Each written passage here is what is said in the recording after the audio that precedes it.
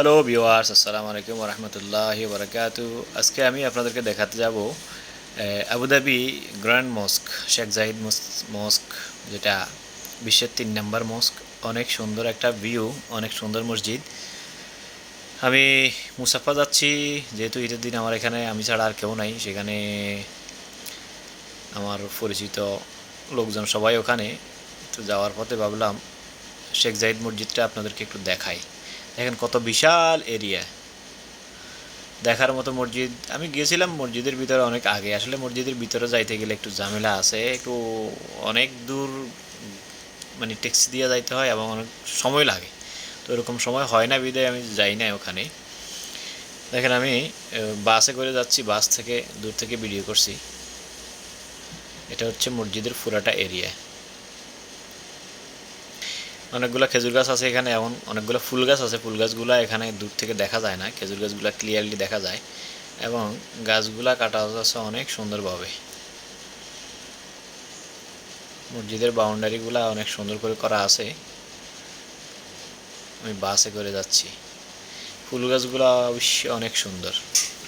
যারা আমার এই ভিডিও দেখছেন, এই দেখেন মসজিদ, মাশাআল্লাহ, দেখার মতো মসজিদ। যেটা আমি যতটুকু জানি যে এটা বিশ্বের মধ্যে ৩ নম্বর মসজিদ।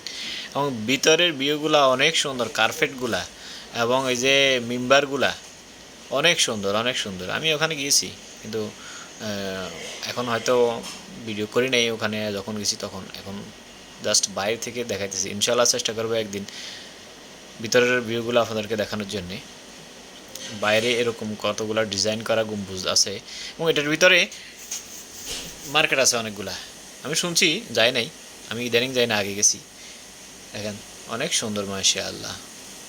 কেউ যদি আবুধাবি কখনো আসেন, দুবাই বা আবুধাবি দুবাই যদি ট্যুরে আসেন, অবশ্যই মসজিদটা দেখে যাবেন।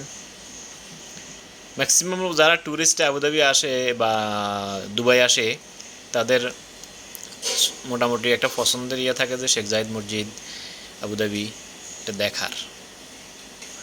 তো আমি আছি আপনাদের সাথে।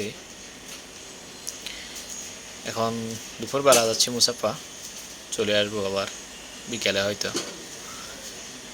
যারা আমার ভিডিও, আমি বাসে আছি, বাসে করে যাচ্ছি। দেখেন বাসের ভিতরের দৃশ্যটা কত সুন্দর, কোনো গ্যাদারিং নেই। এবং এখানে বাসের একটা সিস্টেম হচ্ছে প্রতিটা সিটে লোক থাকবে, সিটের বাইরে একজন লোকও নেবে না, এটা এদের সিস্টেম। আবার কিছু বড় বাস আছে, এগুলোর মধ্যে আবার কিছু খালি জায়গা আছে। ওখানে চশমাটা একটু উপর দিয়ে রাখছি, কই দেখি কেমন লাগে আমার এই চশমা এভাবে রাখলে। সবাই ভালো থাকবেন, সবার জন্য শুভকামনা।